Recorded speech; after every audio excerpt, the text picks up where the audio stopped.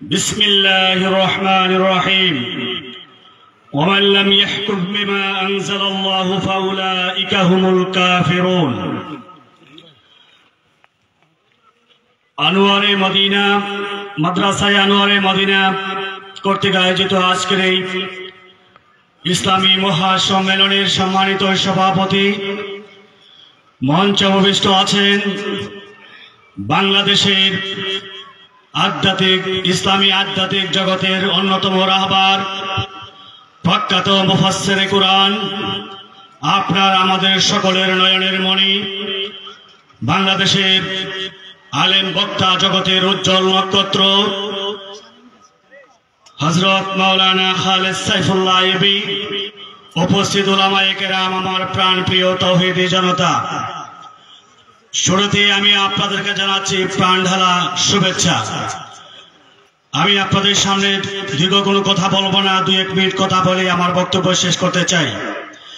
আমরা যারা এখানে এসেছি, আমরা কোরআন এবং সুন্নাহর ভিত্তিতে ব্যক্তি জীবন, পারিবারিক জীবন, রাষ্ট্রীয় জীবন, জীবনের সকল ক্ষেত্রে কোরআনকে সংবিধান মানি কিনা? আমরা কি মানতে রাজি আছি? আমাদের ব্যক্তিগত জীবনে আল্লাহর বিধান মানতে চাই, ঠিক কিনা? পারিবারিক জীবনে মানতে চাই, সামাজিক এবং রাষ্ট্রীয় জীবনে মানতে চাই। ব্যক্তিগত জীবনের সমাধান যদি আমরা কোরআন থেকে নেই, রাষ্ট্রীয় জীবনের সমস্যার সমাধান কোত্থেকে নেব? কোরআন থেকে নেব।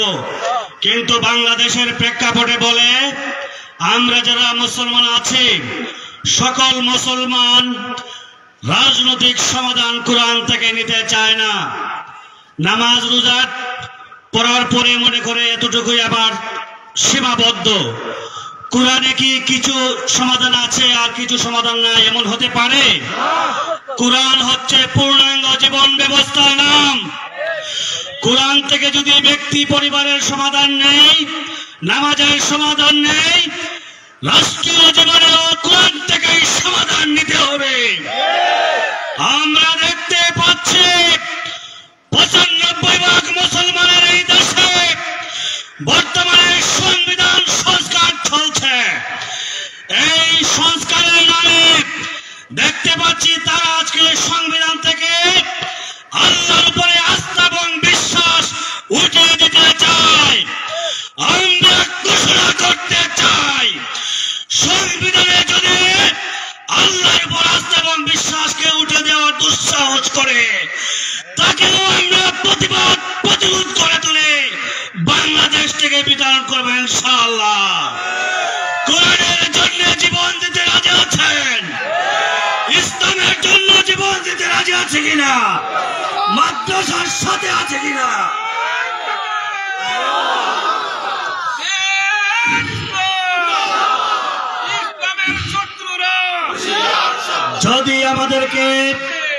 যদি আমাদেরকে ঈমান নিয়ে বাঁচতে হয়, মাদ্রাসার প্রয়োজন আছে কিনা? এই মাদ্রাসাগুলি আমাদের ঈমানের পাহারাদারি করছে। সংগ্রামী উপস্থিতি, আমি একখানা ছোট্ট আয়াত পড়েছিলাম, ওয়ামান লাম ইয়াকুম বিমা আনজালাল্লাহু ফাউলাইকা হুমুল কাফিরুন। যারা আল্লাহর বিধান কোরআন অনুযায়ী রাষ্ট্র এবং বিচার পরিচালনা করে না, কোরআনের ভাষায় তাদেরকে কাফের বলা হয়েছে। যারা কোরআনের আইন এবং বিধান অনুযায়ী বিচার ফয়সালা করে না, তাদেরকে বলা হয়েছে ওয়ামান লাম ইয়াহকুম বিমা আনজালাল্লাহু ফাউলাইকা হুমুজ জালিমুন। তারা হচ্ছে জালেম, তারা হচ্ছে ফাসিক। আমরা কি ফাসিক জালেম কাফেরের সাথে থাকবো? না। তাহলে যদি রাষ্ট্রের সংবিধান পরিবর্তন করতে হয়, তাহলে ক্ষমতা আপনাদের হাতেও আছে। আপনারা যে সমর্থন দেন, সমর্থন দিয়া, ভোট দিয়া এমন একজন লোকগুলার সংসদে পাঠাবেন যারা যাইয়া কোরআনের সংবিধান কায়েম করবে। এটা চান কিনা? না আবেগে টাকা পয়সার ভিত্তিতে পাইয়া ভোট দিয়া দিবেন অন্যদিকে। আমরা যদি এবারও ভুল করি, 53 বছরের ইতিহাসে ইসলামের জাগরণের এমন নমুনার ইতিহাসে নাই। এখন সময় এসেছে মুসলিম জাগরণের। এখন সময় এসেছে এই দেশকে ইসলামী রাষ্ট্র ঘোষণা করা। এখন সময় এসেছে কোরআনের বিধান অনুযায়ী সংবিধান প্রণয়ন করে এই দেশকে ইসলামের দেশ প্রণয়ন করার। আমি এর কথা দীর্ঘায়িত করতে চাই না, আমি শুধু বলতে চাই এই দেশকে আমরা আগামী দিনের ইসলামের দেশ দেখতে চাই, শাহজালালের দেশ দেখতে চাই। এজন্য যা প্রয়োজন তা আমরা দিতে রাজি আছি কিনা? ইন্নাল্লাহ يشتري إن الله اشترى من المؤمنين أنفسهم وأموالهم بأن لهم الجنة। আল্লাহ তাআলা আমার জীবন এবং সম্পদকে কিনে নিয়েছেন জান্নাতের বিনিময়ে। আমরা জান্নাত পেতে চাই কিনা?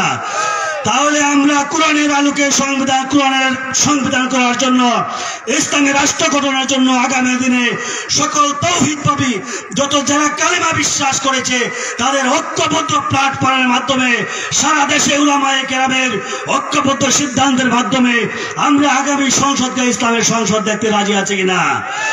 ইনশাআল্লাহ আল্লাহ তাআলা আমাদের কবুল করুন। সবাইকে ধন্যবাদ। আসসালামু আলাইকুম ওয়া রাহমাতুল্লাহি ওয়া বারাকাতুহু। ভলান্টিয়ার ভাইদের দৃষ্টি আকর্ষণ